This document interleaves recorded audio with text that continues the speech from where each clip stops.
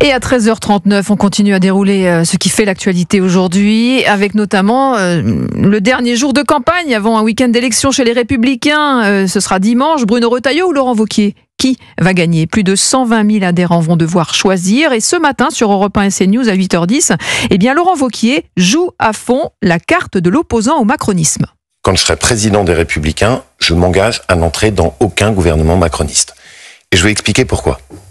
Si le président des Républicains est en même temps ministre dans un gouvernement sous la tutelle d'Emmanuel Macron, ça signifie que petit à petit, on se dissout dans le bloc central. On perd notre capacité à incarner la rupture. Et ça aboutit à quoi ? Ça aboutit à ce qu'on commence à entendre chez beaucoup de soutiens de Bruno Retailleau, qui consiste à dire, à l'élection présidentielle, il faudra soutenir le candidat de la Macronie. Édouard Philippe, probablement. Moi, je ne veux pas de ça. Voilà, la posture crantée de Laurent Wauquiez, c'est la bonne posture pour essayer de gratter des voix à quelques heures maintenant de la clôture de ce scrutin. La vérité, c'est que Bruno Retailleau et Laurent Wauquiez, tous les deux défendent aujourd'hui une stratégie d'une droite indépendante, mais dont on mesure mal avec quelle difficulté ou avec quel résultat elle pourrait parvenir à obtenir la présidence de la République.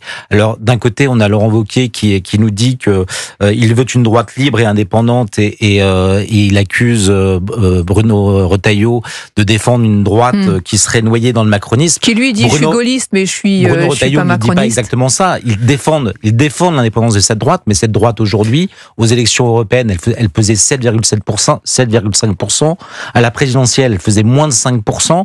Donc, on peut espérer un rebond. Effectivement, ce sont des personnalités qui ont des convictions. Là, on est à peu près à 55-35. 55 pour Bruno Retailleau, 35 pour lui, 14 à peu près d'indécis. Je pense que c'est très délicat de pouvoir se projeter et d'imaginer, même si c'est ce rapport de force qui aboutira dans les urnes. Je pense que c'est beaucoup plus serré que ça et que je pense que cette bataille est très très incertaine pour les deux d'ailleurs.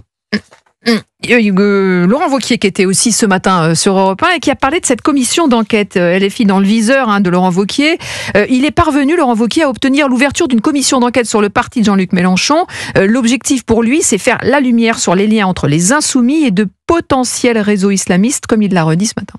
Je veux qu'on braque les projecteurs sur toutes les zones obscures de la France insoumise. Leur complicité avec les réseaux des frères musulmans, leur tolérance inacceptable sur le Hamas, la façon dont ils minimisent l'antisémitisme, leur travail de sape des forces de l'ordre. Les élus de la France insoumise vont être obligés de venir devant cette commission et de s'expliquer, et y compris sur des choses très précises.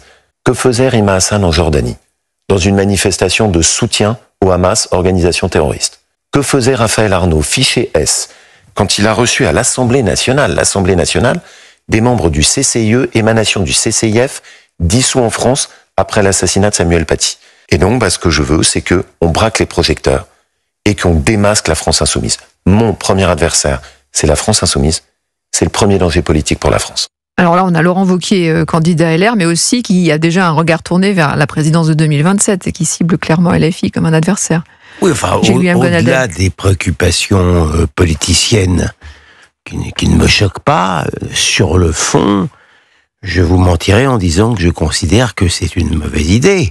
C'est une très bonne idée. C'est une petite victoire pour Laurent Wauquiez d'avoir obtenu cette commission d'enquête. Pardon de vous le dire, sur le fond, cette commission d'enquête, celui qui vous parle en tant que président d'Avocats sans frontières a déposé une plainte contre des membres de LFI, comme Rima Hassan, comme Guiraud, comme d'autres, comme Madame Soudet, pour avoir pour intelligence avec des organisations classées terroristes.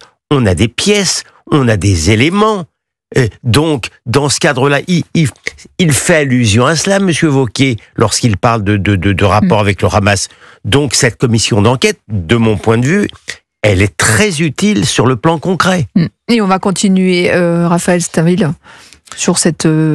Il y a un espoir, selon vous, que ça aille au bout après la commission d'enquête? Non, mais il faut l'espérer. Il faut l'espérer que cette commission d'enquête ait les moyens d'investiguer et donc de mettre à jour la collusion qui semble de plus en plus avérée entre un certain nombre de membres de LFI et des organisations islamistes proches des frères musulmans, voire carrément des frères musulmans.